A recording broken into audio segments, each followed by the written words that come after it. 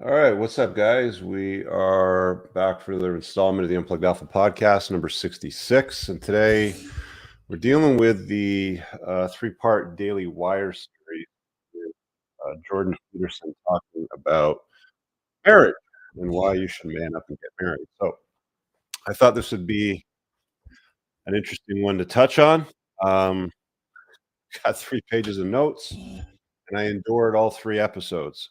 Um, Disclaimer, I've written a book called The Unplugged Alpha, and it has a chapter in the book titled Why Smart Men Don't Marry. So I'm hitting this from the angle of let's watch it, see what he has to say. I've listened to Peterson's 12 Rules for Life. It's an okay book. I mean, he does a lot of basic stuff, like stand up straight, clean up your room, wash your dick, be a good guy. Yeah, like just basic stuff, right? So I wanted to kind of like hit the Daily Wire series and see if he had something beyond just man up. And I was a little bit disappointed, if I'm being honest. So where do I start with this? I think what I'm going to do is I'm going to start with an audio clip from the third video in the sequence, just so you can hear the general tone and frame with which Peterson is sort of operating within. We've said this before. It's the whole negotiate with your spouse, partner, wife, whatever, and it really just boils down to trying to build a better beta. But a lot of what he's talking about relies on both parties taking accountability, which I'll get into some of this stuff with all my notes over here. But I kind of want to start this with just this audio intro because he says something that's pretty powerful. And he starts the third sequence of the videos with what you're sacrificing to get married. So let me just play this. I can't play the whole thing or react to the whole thing clip by clip because that would infringe on their IP and all that sort of stuff. So I'm going to play this quick little clip. It's like 20 seconds. And there's just 1, 2, 3, 4, 5, 6, 7, 8, 9 very powerful words that he says in this intro that I want you to hear in his voice before I get into my reaction to all the material. So let's get started with that. Hopefully you can hear this.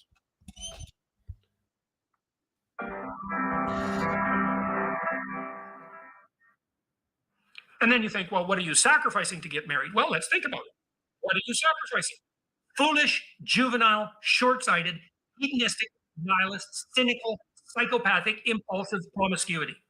That's what you're sacrificing. It's like, hey, you might want to sacrifice that because that sounds like a pretty decent collection of demons. And you probably don't want that cluttering up your life. It's what you're going to be.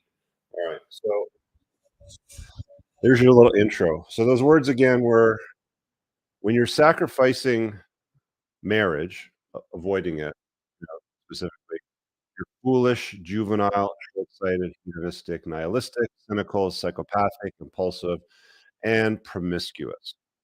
And he says those are demons. So why not get married instead? Because that would be far better off for you. And I got a few things to say about that. Guys, if you're just joining the podcast, do me a solid, and yeah, I'm going to put a link to YouTube on the general chat, Facebook, Twitter, Twitches, Twatches, whatever. Do me a solid, click that link, head over to YouTube, and hit the like button, and subscribe to the channel. So, all right, man, I got so many notes in this.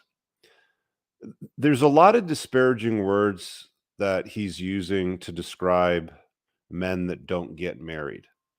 I don't get the impression he's talking to women specifically with this, although he does appear to be speaking to both parties when it comes to the sense of negotiating and working with one another. So here we go. One of the big problems that I find with almost everything in this 3-part series, and there was some good stuff, so I'm going to say that, is that it relies on both parties taking responsibility and wanting to do the work. And there's some flaws with that, which I'll get into in a little bit, but I don't think it's entirely realistic in the world that we live in today. Says marriage grows you up. You become an adult when you get married in the series. He says you're not mature until somebody else matters more than you, meaning your kids.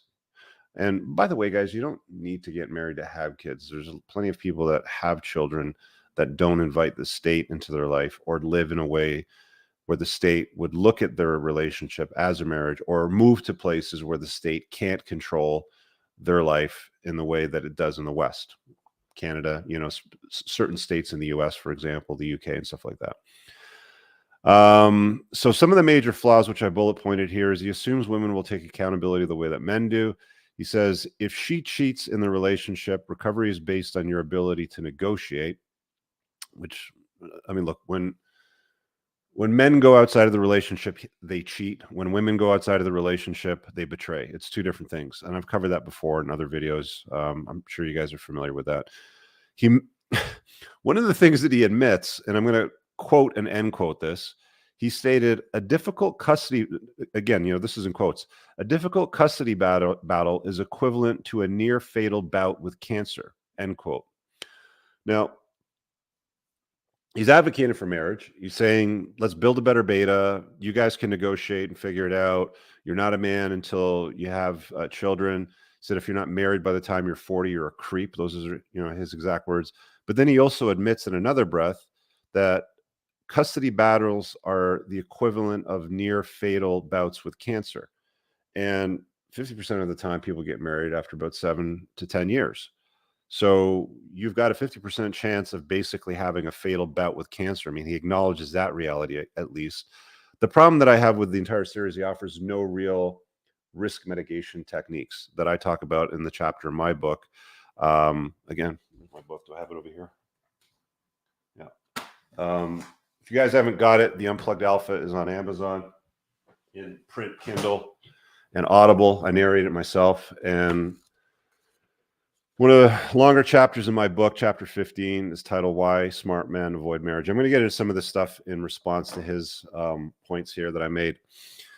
So we talked about the difficult custody battle, admission. He assumes both parties will negotiate, are mostly equal, and will take ownership. He does not like the idea of a woman submitting to a man in a relationship. Quote, tyranny or slavery is what he calls it, end quote, when women yield to a man, it seems. So he's of the opinion that men and women are pretty much the same. They're equal, and that they should negotiate amongst themselves for the better outcome of the marriage, the children, blah, blah, blah, all that sort of thing. So everything he's talking about in this series, if you're an alpha male, you're an unplugged alpha male, it's not going to be of any use to you whatsoever. If you're plugged in beta and you want to become a better beta, you might get something out of it, but he's just going to march you into a slaughterhouse with what he's given you, because there's no risk mitigation tools whatsoever. And we haven't seen negotiating desire to be a successful way to long-term happiness in relationships, evidence-based at least. Okay. As they say, you simply cannot negotiate desire. It's got to be genuine burning desire. Chapter 3 of my book, I talk about why genuine burning desire matters. He also, another flaw is he also takes no consideration for the modern landscape, the dating landscape, family law, feminism, female promiscuity, and the weak state of men today as well, because the vast majority of men are weak. Like, we know something like a third of men today under the age of 30 or 33 or something like that. I covered this months ago, but most men aren't being intimate. They're not having sex. So if a girl comes along, she's been run through her 20s, she partied, foam cannon party here and there, Ibiza, Vegas, that sort of stuff, whole bunch of guys on her notch counts, and all of a sudden she finds the dutiful accountant or good guy that has a nice corporate gig that pays him well. He's just good enough, and she signs up for that. There's no accounting for the weak state of men or their inability to decipher good women from bad women, because some reasonably hot woman touches his pee-pee and he likes it, and she says, let's get married, I want to have kids, and he says, yeah, let's do that. He's not vetting her at all, and if he goes and watches something that says just man up and don't be a pussy and get married, it's a march into a slaughterhouse. So anyway, I'll keep going through some of these points here, and I'll take some call-ins on today's show. I'll drop the join link. You guys can ask questions on the topic, or if you got something you want to ask, it'll be open. I'll try to make sure I have enough time, posted for you guys. And a few of you guys mentioned, actually, by the way, when I posted it in the community tab, that you'd like to see me and Jordan Peterson have this conversation or a debate. And a few years ago, I think I've messaged him at least twice to come on to my Play and Win podcast, or even my before the train wreck, before I renamed it the Unplugged Alpha, have a talk about his expertise, and he just ignored it. So the invite's open. He never took me up on it. I did have a conversation with what's his name from Daily Wire, Andrew Klavan. They had a segment they were doing on marriage or divorce. It was about a year ago. You can find it on Andrew Klavan's channel. Maybe search for Andrew Klavan and Richard Cooper in the YouTube search bar, and you'll probably see it. But we had a pleasant, 20-minute conversation about the concept of long-term relationships, and specifically marriage and divorce. We're obviously on different sides of the topic, but it was a productive conversation. There was people that got something out of that. Anyway, so part 1, he deals with arguments. Part 2, he deals with negotiation, and then part 3, he deals with a sacrifice in this 3-part series. The arguments section is the longest one. His arguments 4, why get married? Because people want a partner. Makes lots of references to biblical terms, lots and lots of references in the first 45 minutes to biblical standards. But I don't see society and men and women being held to said biblical standards the way that they were originally intended, from my understanding anyway. He argues that marriage is the death of sex, or can be the death of sex, but he also says singlehood can also be the death of sex, which I'm not sure I agree with or even understand why he would say that, because there's no single guys that are spinning plates with lots of women in tow going, how do I get one of my plates or my girlfriend to have sex with me? This is exclusively a search term that Google has organized with men searching for. How do I get my wife to bang me? How do I get my wife to sleep with me? How do I single guys aren't doing that. So I'm not really sure why he's suggesting that singlehood is the death of sex, but maybe he means it in the term of like promiscuity, or the potentials that come with that. He goes on to say the highest mountain to climb is looking for marriage as a lifelong date. Fair enough. If you're going to get married, you're basically going to date your wife for the rest of your life. So there's a reason why he's saying that. I made a funny note here with quote, end quote. He says, open quote, you need something to do, it might as well be that, close quote. And he's referring to getting married. Like, you have nothing else better to do in your time, you need something to do, so getting married should be your number one priority. He discourages impulsive hedonism. He uses hookers and cocaine as an example as a life strategy. And I agree. Chase excellence, not women. I'm not really, aside from Hunter Biden, maybe. I don't know a lot of people that chase impulsive hedonism, using his examples, but okay. He also seems to think that shackling yourself to somebody is a great idea to hold yourself accountable in life. Now, actually, I should back up a little bit, because from what I know about him, he's only had 3 prior relationships to Tammy. Tammy's his wife. I think they've been married for 33 years, if I'm not mistaken. It's over 30 years. And he pined for her when they lived in the same neighborhood in Alberta. If I'm not mistaken, it might even have been across the street. I might be butchering the OG story. I'm sure somebody in the comments will correct me, but that's my understanding. Now, look, he doesn't have a big notch count, neither does she, obviously, because they've been together for so damn long. I think he's, how old is he now? Let me just quickly check here. How old is Jordan Peterson? He is 60. So he's been married for 33 years, so in his mid to late 20s, call it 26, 27. Yeah, okay, so Tammy obviously had some other relationships prior to him, but it doesn't sound like either one of them, from my understanding, has racked up a large notch count. So that's possibly one of the reasons why they've managed to form a reasonably healthy monogamous pair bond to one another, is because, we've seen these charts. I've talked about these charts many, many times. If you're dealing with a woman and she's had a lot of partners throughout her life, and she loses her virginity younger in life. She's a bad long-term marriage partner. The chances of getting divorced, I think, are something like double after 9 partners. And it continues to go up from there. I mean, the data really stops after, I think, something like 12 or 13 is where they stopped it. But it seems like both of them have reasonably, low notch counts, which would, point to one of the reasons why they've been able to deal with one another for so long. Actually, one of the points I made on my first page over here, in part 3 at minute 12, second 20, he's crying. You know how Jordan Peterson cries, from time to time in interviews because he gets choked up over something that really hits him hard, that's close to home.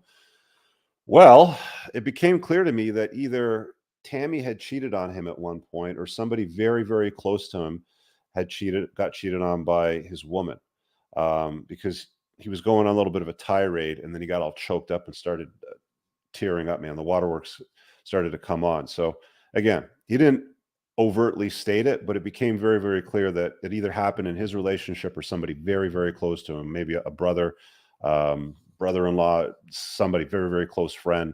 But he did that, well up with tears. So I thought that was interesting because he spends a lot of time arguing for trying to fix things, even if she betrays you in the marriage. He talks about overpopulation, which I thought was interesting, which I agreed with. He provides a good argument for children. I'm not anti-children, by the way. I'm just anti-living in a way that looks like married. I'm not anti-dealing with women. I have an LTR. I'm not anti-having kids. I have a child. Those things can be great if you set yourself up properly. And I agree with him. I don't think the world's overpopulated. I don't think we're overpopulating the world. That's just some bullshit that the weirdos try to sell today, just to keep you in check. They only want the dumb people reproducing because they vote for more and big government. You know how it goes. So we did with the overpopulation note. Spends a lot of time talking about irresponsibility, chasing hedonism. Okay, well, hedonism and irresponsibility was mentioned quite a few times because I've got it mentioned in my notes throughout all these here. Calls men that do that pathetic. So this is quote. He calls men that don't get married and just date pathetic, nihilistic 40-year-old frat boys. So gents, if you're out there and 40 plus and you haven't gotten married yet, you're a pathetic, nihilistic 40-year-old frat boy. So man up and get married. Now, one of the things that he's selling a lot of in the second part is children. It's the best possible relationship. He says they will always have they always want the best possible relationship with you. But he completely forgets to tell you that ends in the teen years. Teenagers don't care about their parents. They care about their friends. They care about their social network. They care about their peers. They care about their sports team, their extracurriculars. Then they care about their parents, maybe. But the teen years aren't great years for most parents. In fact, I've had conversations with a few guys, and the topic came up, in the past, where it's like, is it worth having kids? And you ask a guy that's got a 6-year-old, he'll say, yeah. You ask a guy that's got a 16-year-old teenager or teenagers, he'll say no, almost always. So he's not being fully transparent with the kind of shit that you're going to deal with when you bring kids into the world. Yeah, they're great. And yeah, your legacy and blah, blah, blah, and your name passes on to DNA sort of thing. But let's be honest, it's not rainbows and butterflies. And they don't always want the best possible relationship with you, is what I've seen anyway. And with the conversations that I've had. And this is, speaking as a guy that has a kid entering teen years too now. Very surface level. Again, disparaging to people that avoid marriage and kids, calls them, quote, scoundrels and halfwits, end quote. Man, there's a lot of disparaging terms. Foolish, juvenile, short-sighted, hedonistic, nihilistic, cynical, psychopathic, impulsive, promiscuous, pathetic, nihilistic 40-year-old frat boys, and scoundrels and halfwits. I've never heard so many disparaging lyrics used for guys that don't want to march into the slaughterhouse of marriage and wife up them women. Whammon. I'm not going to talk about that. We already talked about ownership. manning up, mentioned several times. Oh, one of the things he also mentioned, because he likes to go on about promiscuity, he says, we just about took ourselves out with AIDS.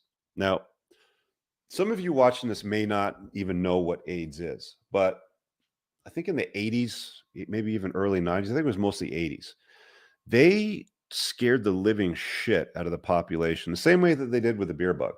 You know, this is going to end up killing you.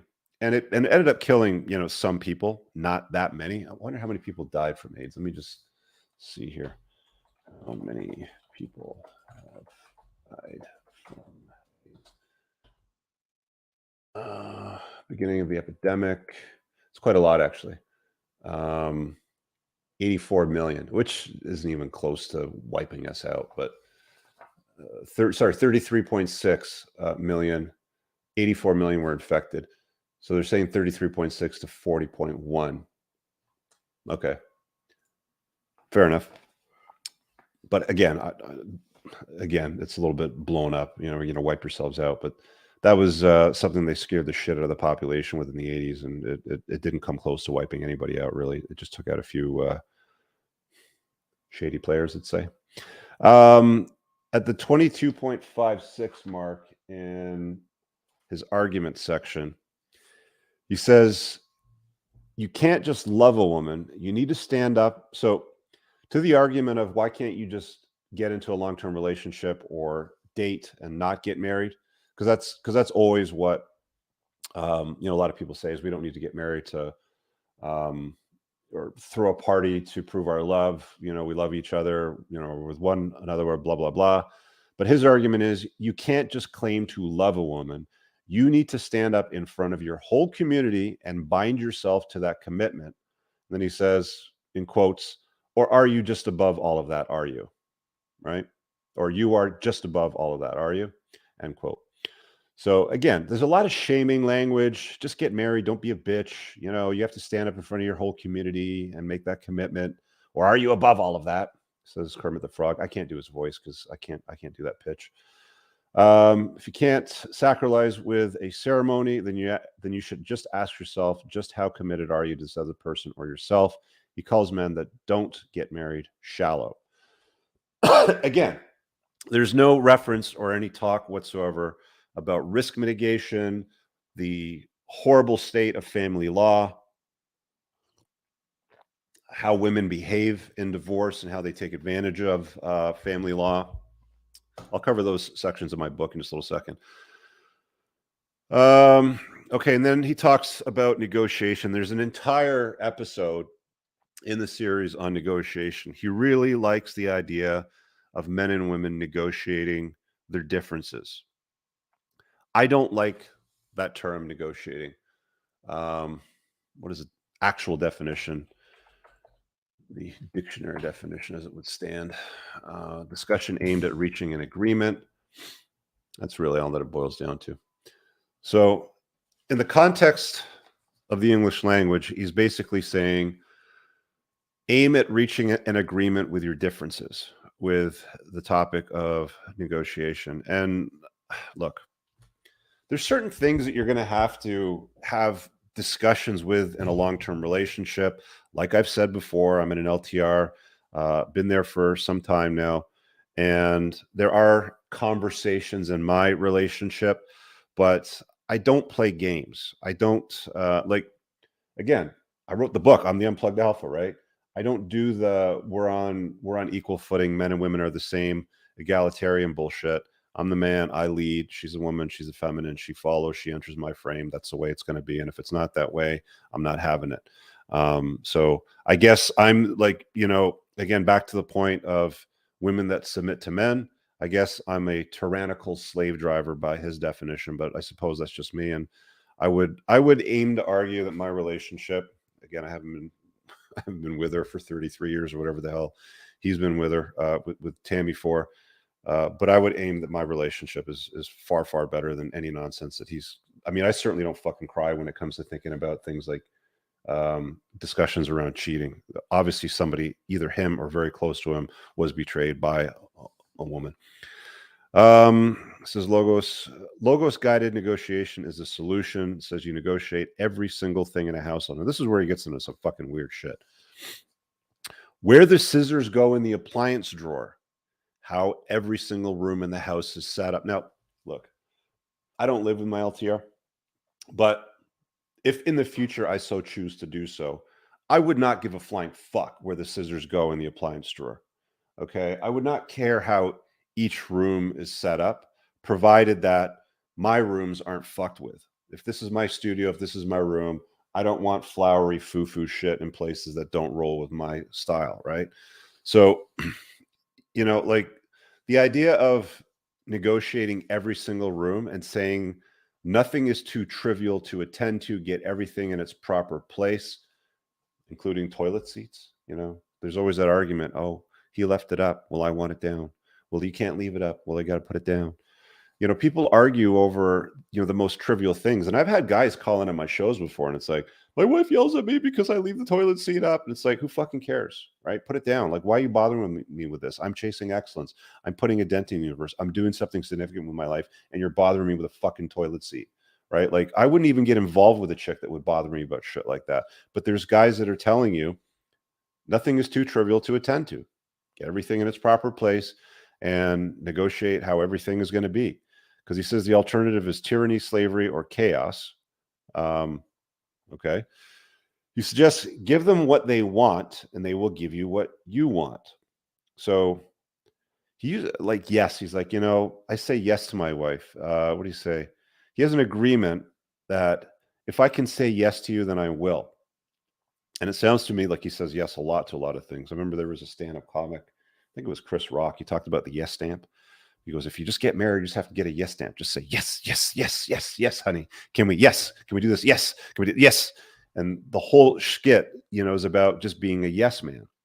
And look, you want to do the build a better beta plan and march in the slaughterhouse with your eyes closed and hope everything works out for the best. More power to you. But from what I've seen and the people that I've talked to and my experience and everything that I've consumed, red pill, unplugging, Evo Psych, all this shit, okay, taking a look at the Matrix for what it really is, I don't think any of this stuff is that useful. I think he's got some good ideas. I like how he deals with some of the craziness when it comes to the wokeism and, like the crazy conversations they have with this guy. Like he does a very good job dealing with a lot of society's bullshit. I just don't see this series being that useful to men when it comes to contemplating divorce, or sorry, contemplating marriage, because as we know, it's probably going to end in divorce. And as he admitted, where was it? Difficult custody battle is the equivalent to a near fatal bout with cancer. So he knows what guys march into. Remember, he used to do a lot of therapy sessions with couples too. Spends a lot of time talking about organizing the house with your wife. He also seems to yield a lot to Tammy. There was an example that I made a note here of paintings. He likes to collect paintings. And apparently he's got a thing for dark Stalin era sort of paintings. And, look, if you have a studio or a study, a library or something like that, there might be a place for that, a place you like to work. Maybe it offers him inspiration. I don't know, but he liked them. But the way that he was talking about the paintings and how they had to go through the paintings and what they were going to do when they were doing the renovations with the house, it just sounded like a lot of yes, yes, yes, yes, yes to, to Tammy to give her what she wanted. Which is just like, whatever, man, if that's what you want to do, then that's what you want to do. If that doesn't matter to you, but, I really don't see the point. I just don't. It's just too small and too trivial and too stupid. And you might want to call me, what was the word that he used for it? A tyrannical slave driver. That's not his words. It's just the definition expanded. You get the idea. He also made an interesting comment in the third segment. And by the way, he has some decent advice with kids. And the talk of negotiation in the relationship would make sense if you have somebody to negotiate with that takes accountability and responsibility. The vast majority of women today don't take responsibility and accountability. A lot of guys don't either, by the way. It's not just women. A lot of guys don't either. It's always somebody else's fault. Point and sputter. I'm the victim, blah, blah, fucking blah. I said in my red flag chapter, one of the types of women that you want to avoid are women that, number 2 on the list, by the way, which is feminist. And here, I'm going to put up the ticker for my email list, because if you haven't opted in, here it is. So get on my email list if you haven't opted in, and you can get the chapter on 20 red flags for free. But if you deal with feminists, they have a victim mindset by default.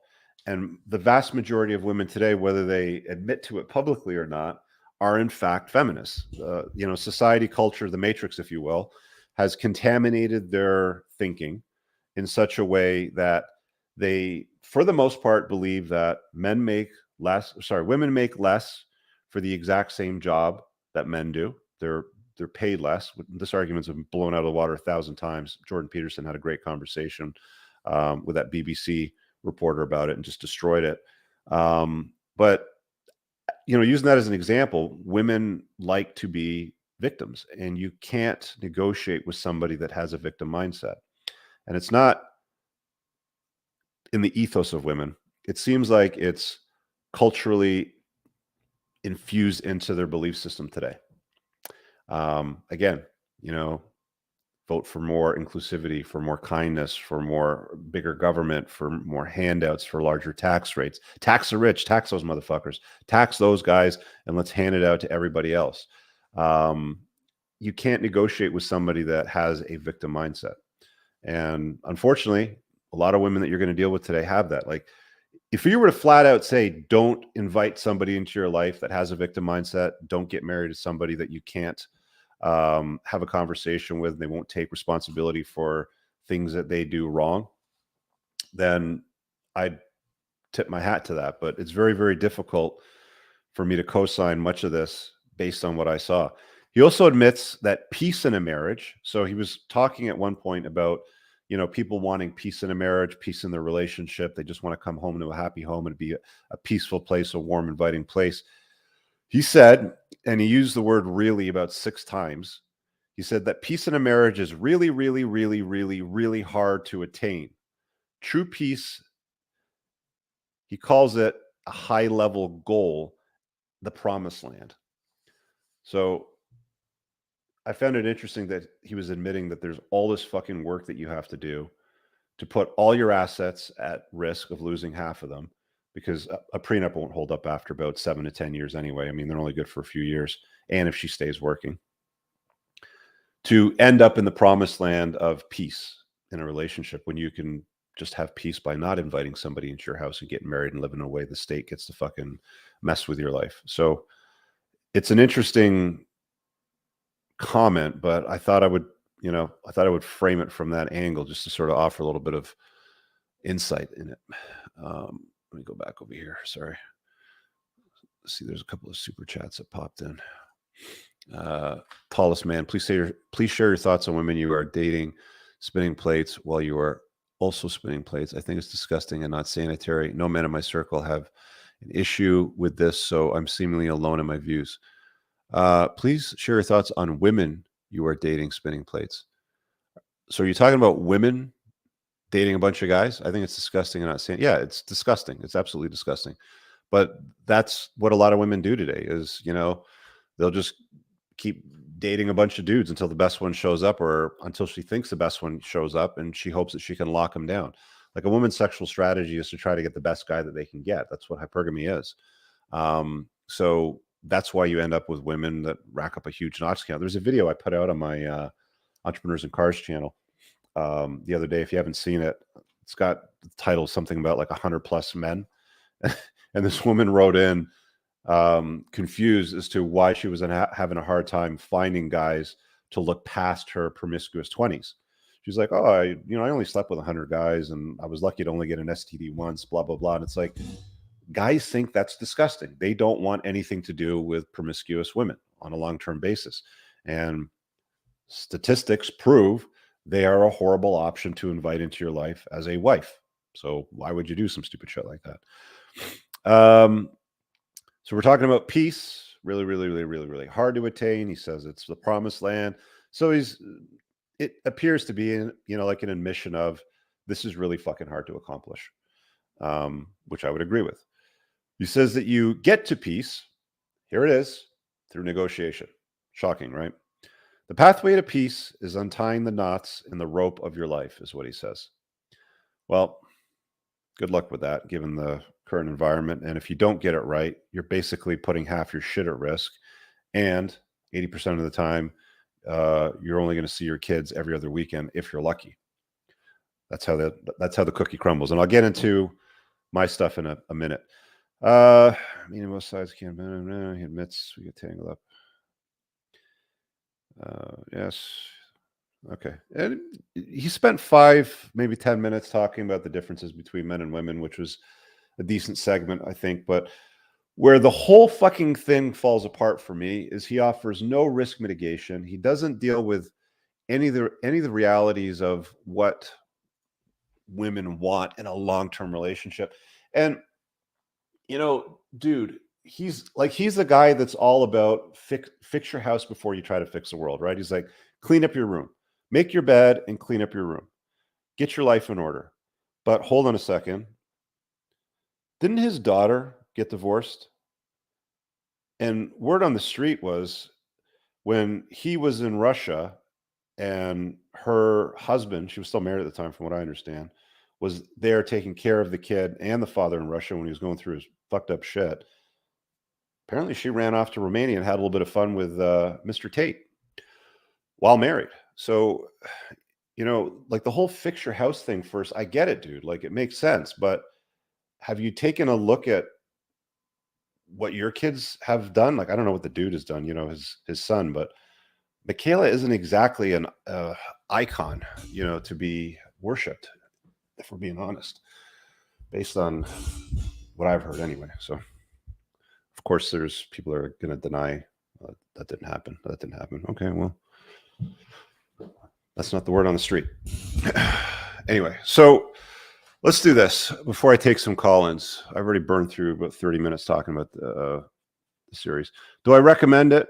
Look, no. I just can't. So my chapter, Why Smart Men Avoid Marriage, I'm just going to rip through it real quick. I highlighted some of the items here. So the arguments that I talk about in here is family law and how it's ultimately designed to enrich the mother financially and with the children. There's other parts of family law and the legal system that have domestic violence written into it. And a lot of guys have had false DV charges flicked at them through divorce, acrimony, any number of things. And it's advantageous for women to use a false DV charge. Look, I mean, the woman you marry is never the same woman that you divorce, okay? All the vows and all that stuff that you take in the church, the crying, the fucking ceremony, the big cake, the dancing, the dresses, the candles, the fucking limousines, the cars, the horse-drawn carriage, the honeymoon, all that stuff goes out the window. All those ego investments that you often make when you get married to compromise so that you're not a, what was his words again? I like using his words for this stuff over here. Called you a creep. Foolish, juvenile, short-sighted, hedonistic, nihilistic, cynical, psychopathic, impulsive, and promiscuous creep.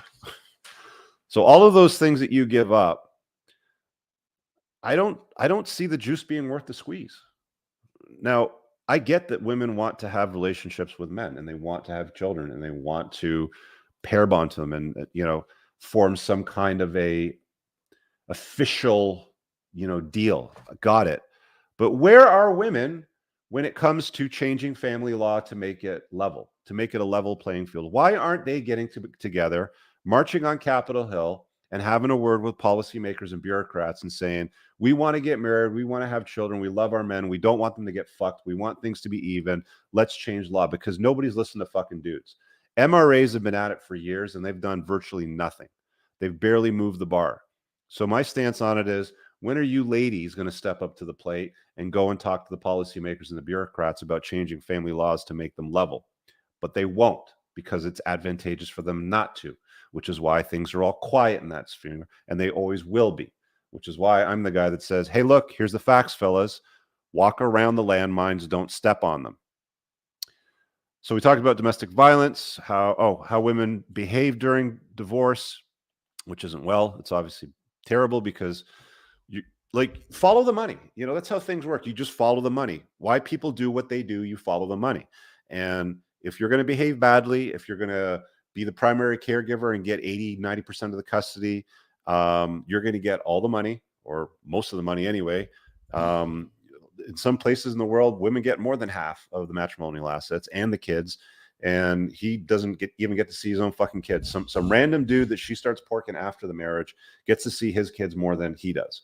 So that's just the reality of it. That's how it unfolds for a lot of dudes. Not all of them, but that's how it unfolds for a lot of dudes.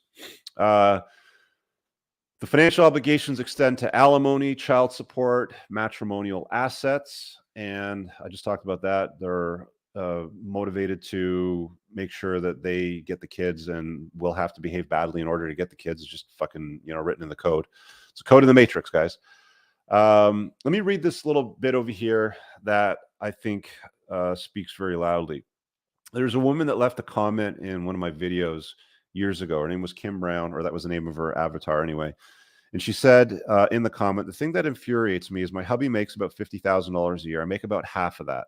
But when you're talking to people about taking responsibility for themselves, you do realize that if I were to leave my husband and become a single mother with government benefits, I'd have way more money. What we pay in taxes as a couple, as opposed to what the government would give me if I was on my own, isn't even close.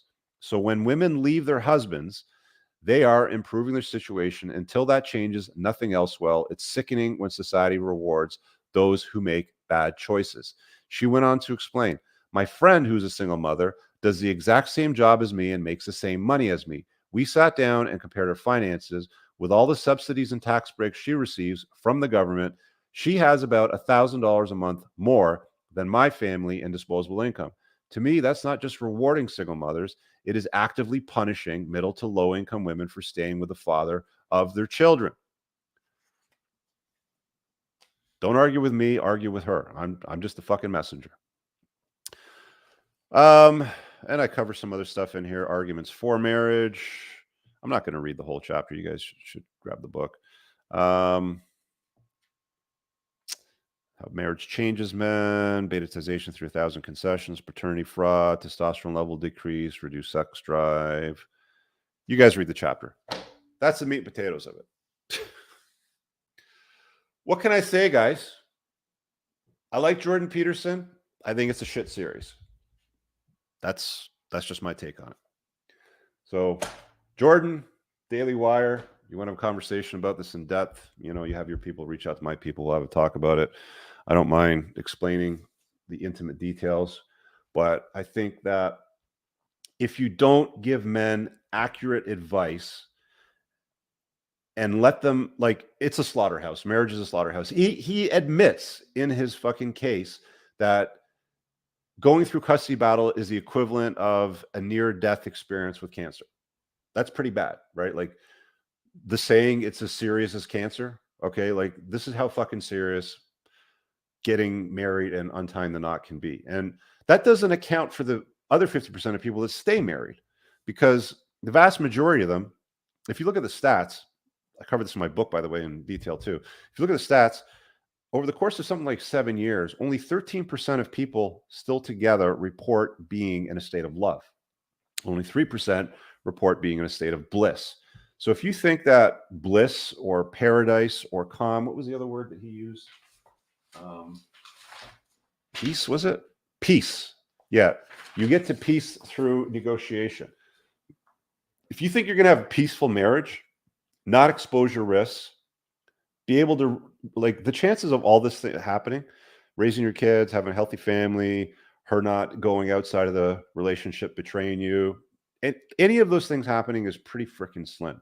Because if only 3% of people are in a state of bliss after that period of time, that just goes to show you what happiness usually ends up like. Whenever guys say to me, what do I say to my chick because she's asking me about marriage and I'm not into it. I don't want to do it. The thing that I tell all guys is this. Tell her to look around. Look at her parents, look at her siblings, look at her aunts and uncles, look at her cousins.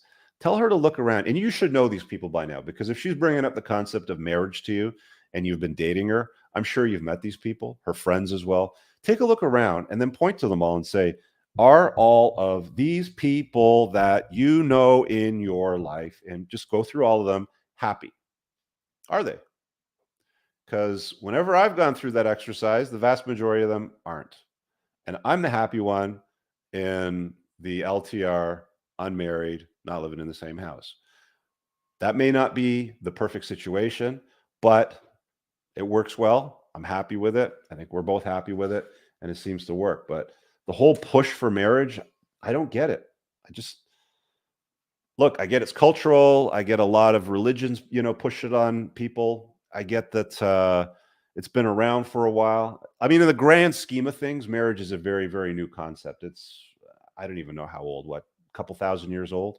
And there's a book, it's called The History of Marriage. The author's name is Stephanie Kuntz, if you're interested in more details on what marriage really was all about. Like the TLDR version of it is that marriage was for the acquisition of in-laws.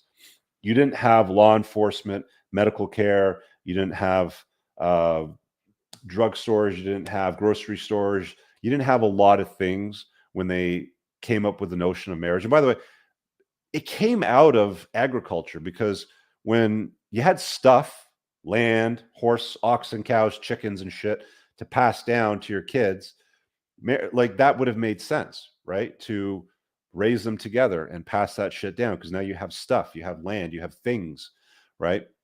And the idea of marriage from that point of view was the acquisition of in-laws. You didn't have law enforcement, you didn't have schools, but if you got married to married into an influential and powerful family, guess what? Maybe she's got 5 brothers and they're all tough guys. Maybe her father is well off. Maybe there's women in her family that are great at childcare and raising children and schooling children, right? Like that was the concept of marriage. Like that was a role that it played. It had nothing to do with love. None of that bullshit. None of this stuff. When I opened up the computer and I played his lyrics at the very beginning, calling guys that don't man up and get married foolish, juvenile, short-sighted, hedonistic, nihilistic, cynical, psychopathic, impulsive, promiscuous creeps. And there's a few other disparaging terms that he used throughout the thing as well that are peppered throughout the fucking notes. But that wasn't considered. Love wasn't considered. It was about the acquisition of in-laws, right? And even back in those days, if the marriage never panned out, he would end up keeping everything and the kids, generally speaking, right? So I don't know. Things have changed dramatically over time. Let's just say that. And it's not a great deal for guys. It's a good deal for women. I've said this before. You have a daughter, encourage them to get married. Make sure she finds a high value, successful, competent, influential guy that she's going to want to be with over the long-term basis. Marriage is a good deal for her. But if you have a son and he's got shit and he's no good at vetting women, doesn't know any of these things, doesn't want to listen to it, he's a plugged in fucking beta, a servant of the matrix, he'll probably get destroyed at some point later on down the road. That's just the fucking reality of things, man. All right, let's see what we got here. Oh boy. Boom facts. I'll read your book again just to prove Jordan Peterson wrong about convincing young men about marriage. I'd have the conversation with the Daily Wire people or Jordan Peterson, whoever wants to talk about it. But I have I have my stance. Will you forgive me if I sleep with another man? Yes, says Jordan Peterson. Well, look, he clearly doesn't like the idea, and it teared him up pretty obviously when he was talking about it. But because he's so committed to the idea of marriage and negotiating in a marriage, he wants you guys to do that. That's what he wants you to do. Rich spits valid points. I also like Jordan Peterson, but give Rich the win on this argument after being married. Usually agree with Jordan Peterson, but it seems his points are very one-sided. Kind of surprising due to him being a popular receptionist. Wow. Let's see. Okay, there's one more super chat then here. I'm gonna get this before I drop the call-in link. Hey, Rich, longtime viewer, just got back into your vids after a couple-year hiatus. Have you considered Ayn Rand's philosophy? I believe it is the most valuable thing you've ever learned. No, I haven't read any of her stuff. I've seen some of her interviews. She's difficult to watch because she's just like, you don't want to look at her. But I've heard a lot of people encourage me to get into her stuff. And I've got into so much shit over the last couple of years as far as reading red pilled books, Evo Psych books, fucking study after study after study. You guys send me a lot of stuff in email. You know, if you want me to look at something, email me it. But I've looked at a lot of things over the years, and I feel like I've got, and I'm saying I feel like, I'm going to rephrase this. I think that I have my ducks lined up and things better than 99.9% of the fucking population. So I can say that with absolute certainty and confidence. I'm good. I'm absolutely good. Thanks for asking. Okay, let me grab the link for you guys to hop in and ask questions. We're going to open it up to Q&A. If you guys want to do it on anything I talked about tonight, awesome. If not, bring what you got. Call in and ask a question. Again, this is for Q&A, guys. This is not for, oh, I want to talk about my shit or I want to plug my crap. It's Q&A. Ask questions, okay? So I'm going to pin that to the top of the YouTube live chat. So if you're elsewhere on the Facebooks, Twitters, the Twitches, and everything, again, I'll drop the damn link. Get over to freaking YouTube and watch over there because that's where the call-in link is. And let me just run the ad reel and stand up the desk. We'll do a little bit of Q&A. So make your calls in now, boys. Ladies and gentlemen, boys and girls, bring them in. This episode is brought to you by the Unplugged Alpha Supplements and Grondike Soap Company. Brothers, if you're like me and you take what you put in your body seriously, you'll want to use the Unplugged Alpha Supplements. An obsession with absorption is what sets this line apart from the others. You want to make sure that you absorb as much of the supplements as possible so you don't end up peeing out expensive urine. My supplement line is made in the United States from the highest quality domestic ingredients. And unlike cheaper supplements from China in plastic bottles, mine ship in dark glass bottles to keep your supplements fresher, longer, and won't seep endocrine disrupting plastics into your supplements. Nothing is a hard tablet. Everything is in an easily digestible, bioavailable capsule. You can filter all products by various categories, including testosterone support, estrogen metabolism, fat burning, immune health, sleep support, and performance. Visit theunpluggedalpha.com/shop and use the subscribe and save option to get 10% off your supplement orders,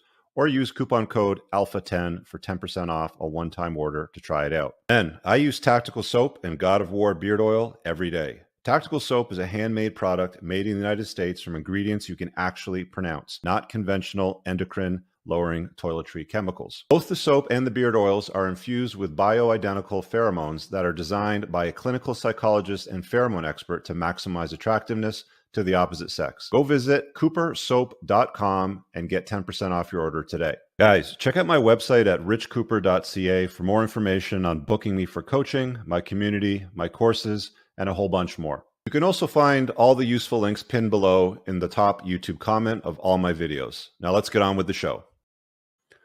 Sorry, I was looking at some of these comments here. There was one I wanted to throw up on the screen about frame before I take some of these callers. Lee, Rich, can frame be held if a man decides to legally marry a woman? Yes, but betatization through 1,000 concessions. He says, seems like competition anxiety would disappear or at least be greatly diminished, and the nature of hypergamy would remain. Thoughts? So, a couple things to unpack there. So, competition anxiety, if you're not familiar with it, gentlemen, is what happens when you're dating and she doesn't know when you're at, what you're up to, what's going on. So, for example, let's say you're dating, you're spinning plates, you got a few dates on the go. She wants to see you on a Thursday night, for example, but you have a date on Thursday night because you're not an exclusive LTR, you're not monogamous, you're doing what you want. That's best for you to sort yourself out, square yourself away, because you are a man chasing excellence, not women. When she says, "Hey, Rich, I'd love to see you on Thursday night," and then all you have to say is, "Love to, babe. I'll see you next whatever. Thursday night, I'm busy." That's it. Now, she's going to know that something is going on. That's what competition anxiety is.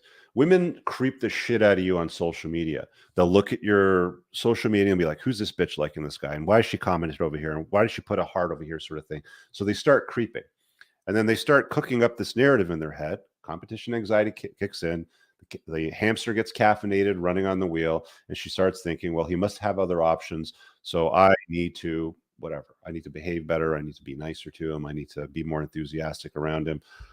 You get the idea. So that's what competition anxiety is. And a lot of people argue that when you become married or you invite a woman in your house or you get into a monogamous LTR, competition anxiety relaxes. And it's true. Women don't desire you as much when it's common and it's known and it's familiar and you're always around and you live in the same house and she has dibs on you all the time. So competition anxiety is a very useful tool when you're dating, when you're doing whatever it is you're doing, aside from being living with somebody in a monogamous way. So the notion of frame falling apart when you give up your freedom is a difficulty that you're going to have to contend with. Look, I've always maintained that getting into an LTR, whether you want to call it a long-term relationship, a marriage, whatever it is, that you're going to do, dealing with a woman on a long-term basis where it's mostly you and her will relax her competition anxiety, and she will not behave as well as she did when you were dating her. It's just a fact of life. She's not going to be as enthusiastic with you on years 7 to 10 as she was in week 1 to 7. Fact of life, because it's new, it's fresh. She probably thinks things are going on. So, yeah, there's an element of you having to work harder for what some guys would argue is the same chick for the rest of your life. So, you have to be okay with that. Like you have to be absolutely content and okay with that. There's got to be upsides to her. Like, does she complement your life? Can she take care of you if you're sick? Does she have great culinary skills? Can she cook? I mean, if you're giving up certain aspects of your life and you have to work harder to maintain frame in the relationship, you better be fucking getting something out of it beyond just some sex. Okay. All right. Let's grab Gia over here, our friend Gia. What's up, buddy?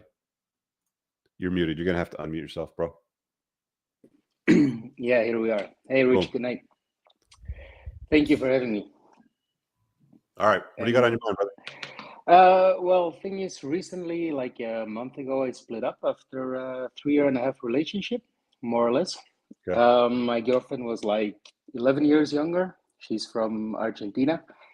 I'm from Belgium, so north of Europe. Kind of a different, Where do you live? You mindset, live in let's say. Argentina or do you live in Belgium? I do live in Belgium, but I'm in Colombia for the moment, in Okay. Medellin. Explains a lot. Did I Broke up with talk my to you months girlfriend. back? Yeah, correctly. We All were right, in okay. in touch on Instagram, but Okay, so you didn't listen to finally, me then, obviously, because you're back now. no. We broke up. Well, we got back together. The thing was, we split up for a while. Got back together. Things got completely bad. But last What time when we advice did I broke give up, you last time, by the way? sorry, What advice did I give you last time? mm, we didn't really talk yet. I mean, we were in contact on Instagram. No, you and I, So when we talked last time, what advice did I give you? Because you were calling asking about the same chick. no, I didn't. I wasn't in touch yet with you. It's the first time. I'm thinking about somebody else then. There's No. another No. The only way we were in contact all right. was on Instagram. No, so long story short, I met her in Spain. I was living in Spain like 4 years ago. I moved Mhm, there, started a business. Apart from my business, first half year, I think I've been with like 30 girls, something like that. mhm. Apart from my work, literally, I had almost no free time and still managing to get a lot of spinning plates, as you like to call it. I met my girl and like violated the first basic rule. I think after a few days, literally, she moved in with me After a few days, she because moved in? after a few days, like after 4 or 5 days, Did you invite her to um, move in, or did she just move her shit in? I didn't really invite her. The thing is, I was living in a house in the hills, 3 bedroom house with a swimming pool. Well, and she was literally just moved to Spain. She was working a job, paid almost nothing. Like when you work on near the beach, near clubs where you get to get guys in and spending money, this and that. Yeah, another The red flag standard probably. hot Argentinian girl in Spain doing the Exactly. same bullshit. Yeah, So okay. apart from my work, I was like, yeah, it wouldn't be bad to have a woman in the house. Good Okay. thing was after like 2 days, literally, she quit the job because I told her right away that I really had a problem with a woman doing a job like that. She got literally a good job, like managing restaurants, a day job. Also, from that moment on, she starts literally paying half for everything. Mhm, I didn't even ask for it, but she wanted to.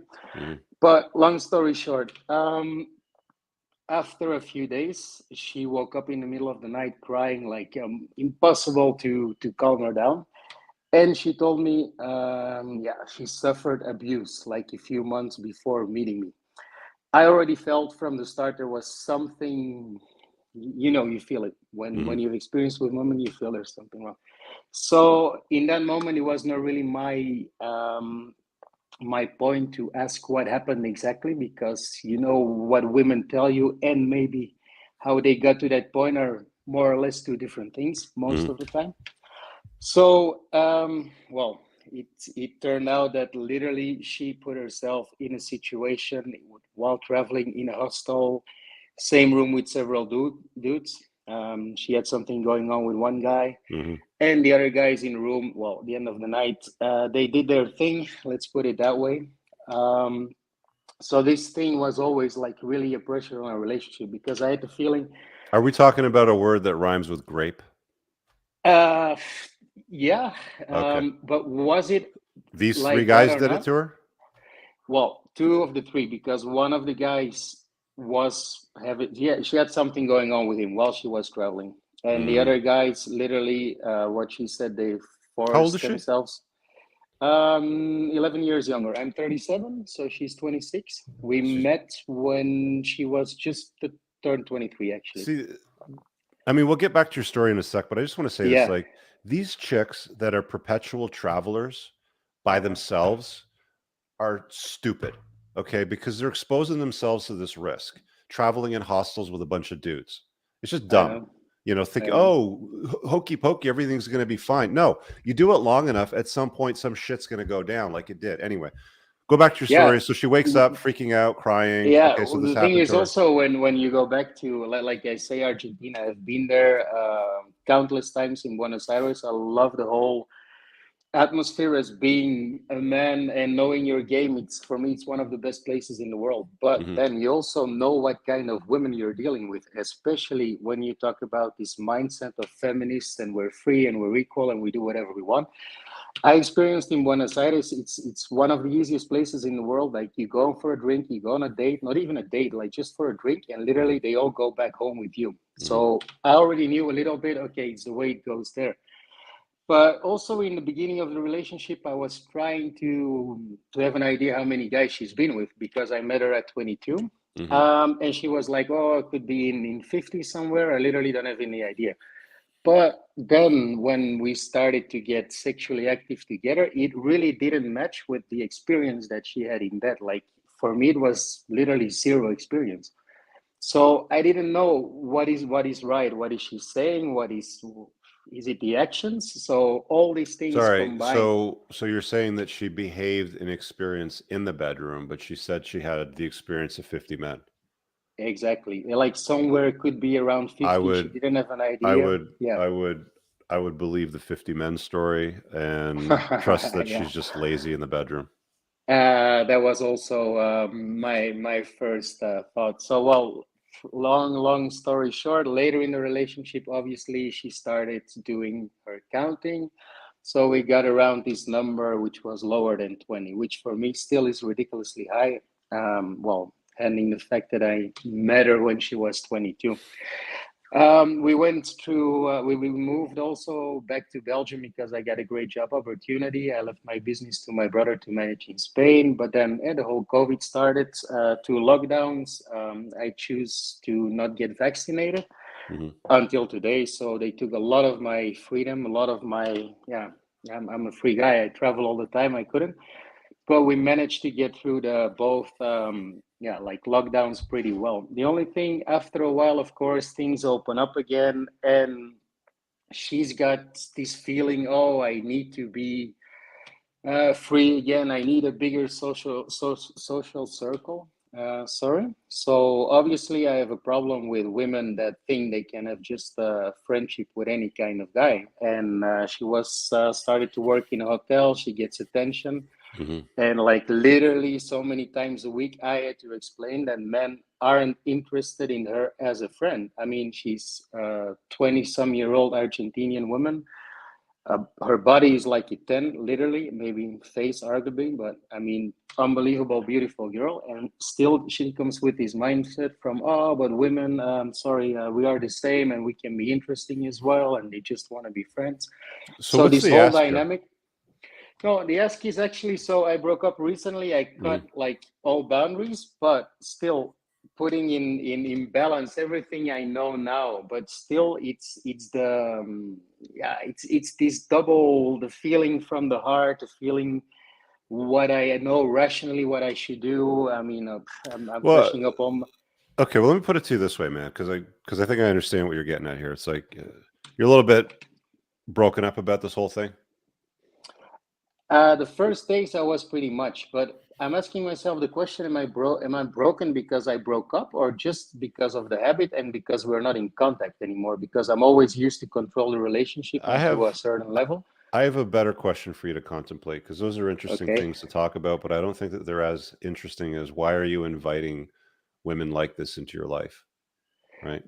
that is a very good question, Rich. The moment that I did it, I was completely tired of spinning plates, but I was doing it on a ridiculous level. I mean, I had my, like I say, my Yeah, but job I and mean, like all the women.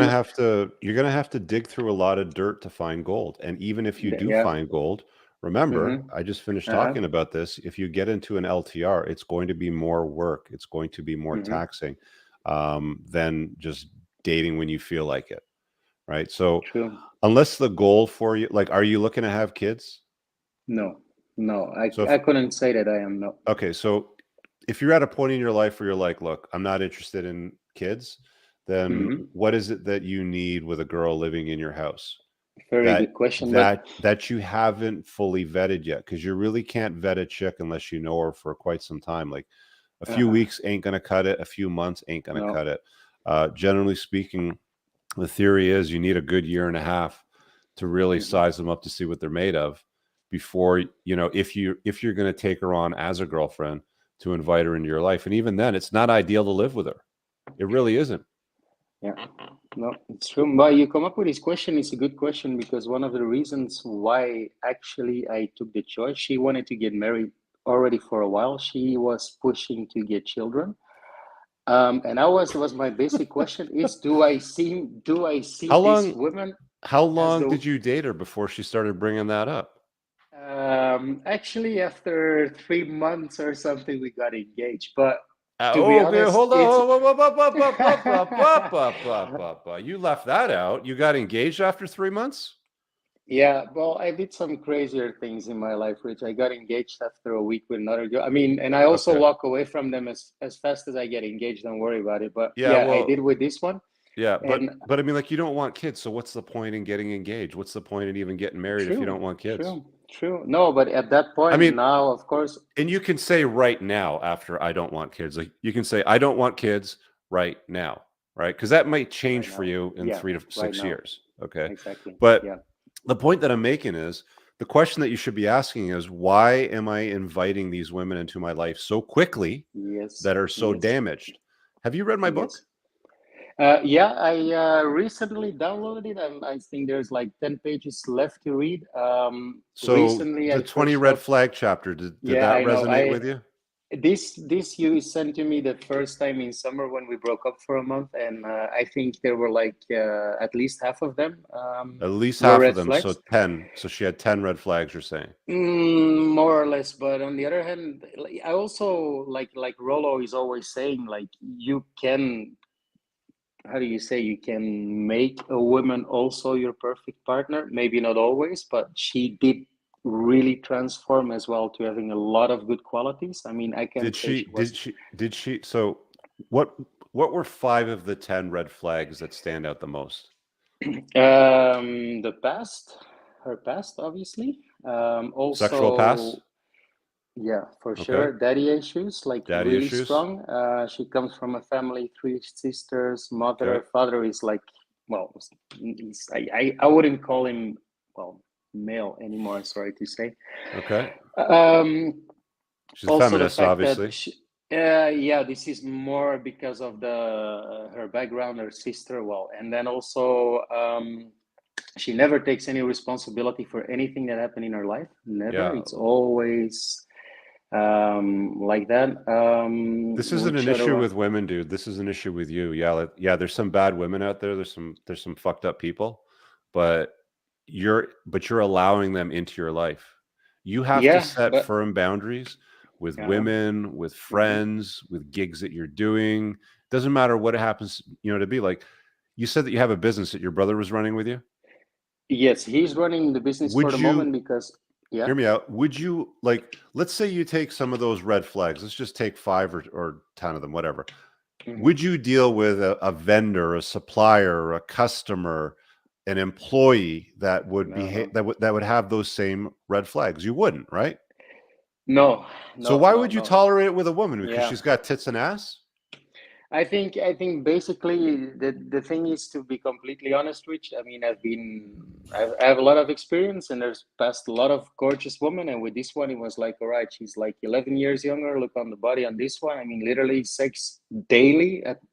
We never skip I mean, like, you one don't day. We strike me as some guy that's new with women. Like, you have experience with women, No, right? yeah, Okay. yeah, So, but this is the crazy thing, Rich. Like in some point, I got so tired of game, let's say, and yeah. this is where I Well, made my bad mistake. Now I freshed it up, of course, and it goes. I'm in Colombia. What else should I say? I mean, this is but what, hear me out. This is what a lot of these pickup artists, goofballs, like to give to their audiences and their customers is game, game, game, game, game, game, game, right? And you can yeah, memorize the lines, you can pick up the yeah, girls, you can do the same night lays, you can hmm, smash, you can rack up the notches. But if you don't hmm, fix yourself first and true, understand what it is that you're dealing with, yeah, my hmm, friend, um, I used to do these shows. We used to call it Before the Train Wreck. Okay. There's a yeah, guy that I used to do the show with, Sean Smith. I have his book over here, The Tactical Guide to Women. You should read The Tactical Guide to Women, by the way. okay. It's a The good book. tactical guide to women, yeah, The Tactical Guide to Women.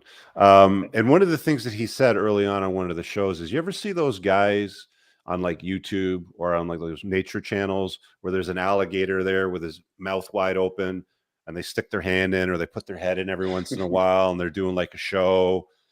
yeah, And, yeah, of for course, the most part, it works out pretty much okay. The show works. But at some yeah. point, one of those fucking crocodiles one day just fucking clamps down on the motherfucker's head and kills him. Okay. At Very some true. point, if you keep playing this game long enough, some chick is going to Yeah. pull a number on you. And I'm not saying she's going to kill you, but she's going to do Uh-huh. something that is going Yeah. to put your situation, your life, your business, something, Yeah. relationship with your Exactly. brother in the business at fucking risk. You got to Yeah. get your head squared away, my man. You can't But allow these women, because they're hot, pretty, they're tens, no, no, whatever, no. to get away with this stuff. But if I analyze the women that I was madly attracted to, it is always something that you know from the start, like driving a Ferrari without the brakes. You know you're gonna crash. It's So gonna why do you're you do it driving then? to. I don't know. Something is I don't know. But I mean, like the perfect women or girls, everybody's always talking about it. Every guy want to have a long-term relationship with. Somehow they don't do it for me. I miss this some But fire, you some don't really want a long-term relationship anyway. You don't want kids. no, but I mean also it kind of had good things as well, the long-term relationship. I Not mean, with the women you're dating, my friend. no, no, no, I know, Are but they I mean, cooking and cleaning your house? Are they able to take care of you when you're sick? Do they run errands for you? Do they make your life easier? Not if they got 10 red flags. No, no, I know. But actually, no, the cooking, the cleaning, the sex, that was all perfect. Well, she My amazed me a lot friend, on. you are addicted to chaos. That's probably true. I think in more than one aspect of my life, but How old are it's you? also a tiring. 37, Rich. 37. 37. Okay. Well, Yeah. my friend, I would prefer guys figure this out by the time they're 30. You're 37. Look, Yeah. man, I would take a break from chasing tail, get your head Hmm. squared away, and make sure that you can get better at spotting dangerous women, because at some Oh, point, the alligator or the crocodile is going to clamp down on your head and shit's going to be yeah, over yeah. very I quickly. I can tell The that way things that we you went run through. recklessly, Hmm. dude, it's like riding a motorcycle without a helmet. At some Yeah, point, you will go down. At some exactly. point, every Hmm. motorcyclist goes down at some point. At Hmm. some And point, the you thing will go is, down. you see it coming from far away already. You see So, the crash coming closer and closer, and still you still keep on the ride because you're like, oh, well, let's see what's gonna come next. But no, you're 100% right. my friend, I'm going to give you that resource again. The Tactical Guide to Women. Read it. Yes. Read my book again. There's another Um. book that I would recommend. Joe Navarro. He was an FBI profiler. He wrote a book called The Dangerous Personality Types. There's 4. Okay. Yeah. He basically took his entire career dealing with psychopaths and fucking crazies and talked about the personality traits that exist in those people. You like chaos. You like inviting Hmm. crazy women into your life. I get it. The sex is awesome, but at some point, you're going to discover that the chaos that they bring to you and the bullshit and the Exactly. stress, it ain't worth it. I got to let you go because I got to Exactly. let a few more people in because I got some people waiting, but I hope that Thanks a lot, offers Rich, something for and you. thanks Okay. for all your great work. Really Okay, man. appreciate it. Thank you, Take care, man. brother. All right. Holy shit. That was crazy. Um, Enrique, hello, Rich. What are your thoughts on buying a Hummer H2 in today, 2022? If you're talking about the new one, the electric one, it's pretty cool. But the old H2, I think you're going to run into some serious fucking maintenance ones because those ones were kind of built to fall apart. Let's grab Victor Time Wolf here next and see what he's got for us. What's up, buddy? Hey, Rich, can you hear me? I can hear you. I have a business question actually for you. Thank Changing you. gears a bit. I'm so glad it's Um, not some crazy chick question. yeah, in our school entrepreneurship community, guy brought up the question about refunds and all of that, and it Yeah. struck me another question. How do you deal with a transaction dispute with the merchants like Visa, Amex, and Mastercard? So normally if somebody like one of the things that happens, see, because my membership's on a subscription, so it just auto renews. And if somebody says to me, hey, I didn't want to renew, I forgot to cancel, like they'll send an email, they're nice about it. I fucked up, sorry. I'll just push the button, do the refund, we're done, sort of thing. So it's circumstantial, but at the end of the day, the vendor, like the processors usually side with the customer anyway. So like, what's the point of getting dragged into a fight over it? Just give them the money back, call it a day, whatever, right? But as far as like refunds, like you got to make your refund policy clear somewhere in case you got to lean on it, right? Like every once in a while, you're going to have some douchebag that's going to try to take advantage of you. And you'll be able to lean on your refund policy and say, look, it was right here. It was clearly marked. You fucked up. It was his fault. And then, just deal with it that way. It's just a matter of, you won't say karma or whatever, but it's just a matter of principle, right? Do you want to be a little bit more My specific with the sorry, question? No, no, no, no. I just want to do a general because I want to write out the policy. Like I'm really close to start giving Is it stuff to a service developer or is what it a I'm product? doing. No, it's like elf thing. So I basically want to do a price comparison, Mm. and I want to do a subscription and selling like tokens and stuff. I will tell more on a Zoom Okay, call so why don't you once hop on the next Zoom I'm in. call and we'll chop it up then Yeah, in a little more detail. It's a better place for us to talk about it. yeah. So I just want to, throw the question while you have a show going on because just was curious. No Okay, problem. yeah, that's everything what I wanted. Thank you very much. Okay, Victor. Thanks, buddy.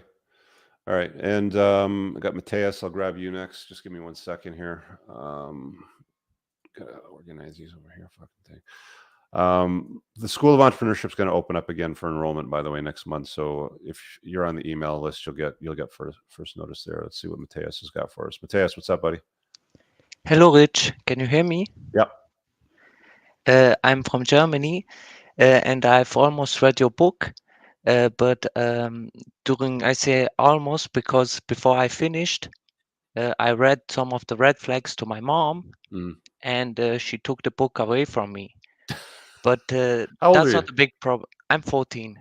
You're 14. Okay, so your mom took your book Yes. away. Okay. Yes, but that's not a problem. I will find it online, and then I will buy it. Then I can read it again. Finish. Why did she take the book away after you went through the red flag chapter with her? I told her that some of the red flags that I've read in the book that I've seen her do that as well. That's why she took it away. She didn't like hearing Yeah. about those being in her personally. Yes, but I'm not married yet, obviously, but I would like to ask you how I maybe could handle better the relationship with my mom because I have 4 years more to go. What about your dad? What's the story with him? She told me that he died in a car accident before I was born, but now I don't even believe her that. Huh. Okay. And you're 14. Yes. All right. Look, you're gonna have. It sounds to me like you're gonna have some issues with your mom, or that you're already having them right now. You say that you don't believe the story that she told you about how your dad died. Yeah, she never really talks about it, but she just says he died and that's it. Do you think he's still alive?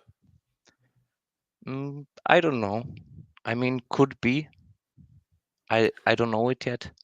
What were the red flags that upset your mom that you pointed to? You said that there were some in the red flag chapter. Did you recall which ones they were? There were a lot of them, actually. So let me go through the 20 red flags. Daddy issues, feminists, unhappy and unlucky, competes with you, has a lot of men from her past that she keeps around. She's bad with money. She's violent. She's jealous. She likes to party too much. Tattoos and piercings. Been with a lot of guys.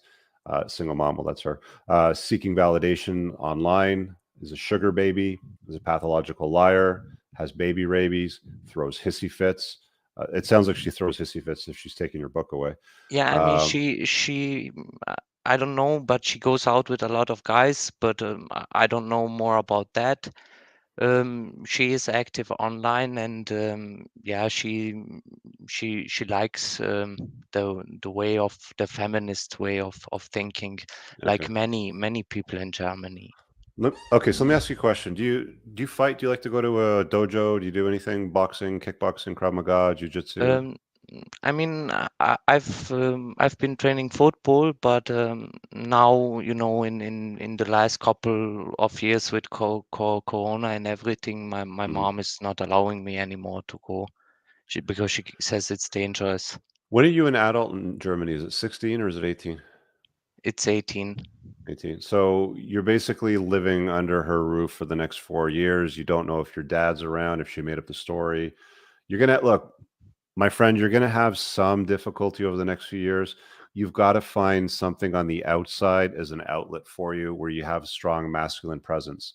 You need a masculine mentor. Ideally, if you can join a dojo, learn boxing, learn karate, learn kickboxing, just get into a fighting sport, some kind of combat sport, and spend time with an instructor, spend time with other guys there. You need an outlet because you're in a position right now where she's completely look, man. I've seen it also in your book. You've been talking about the fighting. I've also tried that to talk about with my mom, but she doesn't allow me. The only thing that I really can do Do you have a is job? online. Do you have a job? No, I don't have a job, but I'm doing pretty good online on my own. What do you mean online on your own? Do you have a source of income? Yeah, I'm doing pretty good actually. What do I you do have for some income? I have some crypto. I have some crypto, and Mm. I also am in the business with some affiliates to my online channels. But Okay. I don't have it's nowhere my face or anything. I just market the products. Okay. And how much money do you make monthly? I mean, it's not really always the same, but I would say like here in Germany after taxes, I get between maybe 2,000 and 5,000 euros a month. Is it possible for you to move out on your own, or are you still too young to do that? No, with the laws here, I'm not allowed actually to do that. Have you, I mean, somebody put this out in the comments, like, have you asked relatives about the status of your father just to confirm? I only have my mom. You don't have Her any parents, cousins, no uncles? her parents are dead, and she was the only child. She's the only child. Her parents are dead. She said your father died in a car accident. And your father didn't have any siblings. You don't have any aunts or uncles. You don't have any grandparents on his No, side. actually, from my father's side, nothing. I just know about the grandparents from my mother. But as I said, they are dead. You know. Dude, you live in a bubble, like this guy says over here. Like you live in this, like you've got to find a way to interact with men, You whether know, that's I at a more or job less I or a accepted fight that I studio. have to go through it 4 more years, but I'm just looking for maybe some advice how I can deal better with it during these 4 years. I'm telling you what you need to do. You need to find an outlet, whether it's a part-time job outside of the house where you get to interact with other people. Find something where men generally operate. Let me think about some options for you.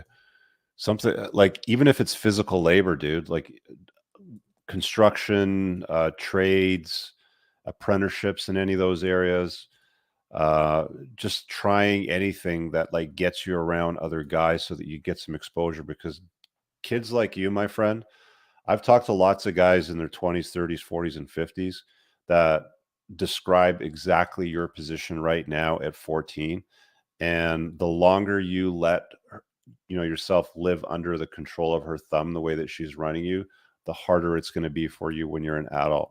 The sooner that you can put yourself in a position where you can be around men and masculinity and learn more, that there's more to the world than just your mom's house and her rule of the law, the better off you're going to be. And I can't see why she would protest, with you saying, hey mom, I just want to go and do something physical, like get a gym membership and lift weights, right? Go to a dojo and learn how to fight. Like there's got to be something that you can do that will let you get out of the house on your own, doing what it is you want to do. I mean, she's out and about partying or dating guys or whatever that you said that she was doing. You've got to have the opportunity to do these things for yourself, right? Mhm. Okay, thank you for the advice. Okay, man. Good luck with I that. will look how I can do that. Thank Yeah. you. Okay. I've seen that movie before, man. It's not good. It doesn't go well if you don't get out. Fuck, man, some of these guys. Joseph, what's up, buddy? Hey, what's going on, Rich? Good. What do you got for me tonight? I actually wanted to ask you about what's your diet like, and how do you like find the time to prepare your food? Because I've been trying to eat more whole foods and whatnot, Yeah. and prepare meat and stuff, and sometimes I just don't have the time.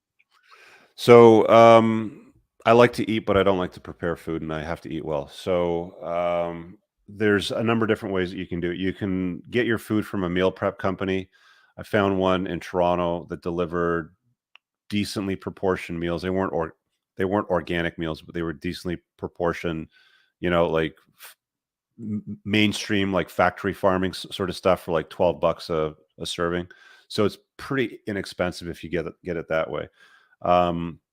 My girlfriend does a lot of the cooking and she does meal prep for me. So usually once a week, like on the weekend, she'll do like a bunch of plates and Tupperwares. I can just throw it together, heat it up, or I can eat it cold. It's properly portioned. It tastes great. You know, she's a good cook, so that's another option. The other way you can do it is you can find local health food sort of stores. They're usually more on the pricier side. You might spend about 15, maybe 18, $20 a meal. Where do you live, Canada or the States? I live in the United States, Chicagoland. Yeah, you should probably get them for under $15 a meal, 15, $16 a meal. But what's your budget like? Is that affordable to you? I would say so. Yeah. That's what I would do. Like, because then it frees up your time. You don't have to do dishes. You don't have to cook. You don't have to get groceries. You know, they just do the meal delivery. It sits in your fridge for the week. You know, you just heat them up. A lot of the times I wouldn't even heat them up. I just fucking take them out of the fridge and eat them cold. Like, it didn't matter to me because they're already pre-cooked, right? Yeah. Hey, are they mostly like meat and vegetables, like types, like stuff like that? Yeah. I would do usually ground beef and broccoli, or chicken and beans was the other option, I think.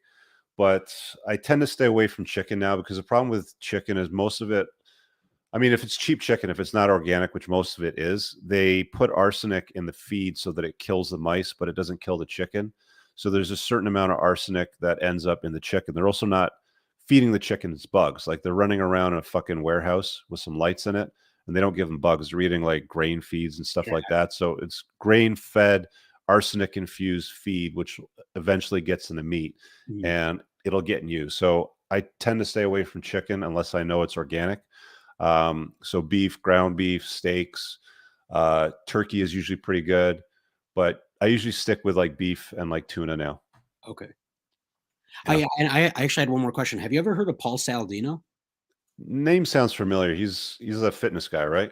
Yeah, he like promotes like his like more meat-based diet. Yeah. It's like meat, fruit, honey, raw dairy and stuff like that. And he's like really promoting that now. And I'm Well, considering it, but it's really expensive. I did a food sensitivity test. So it's a $300 test here.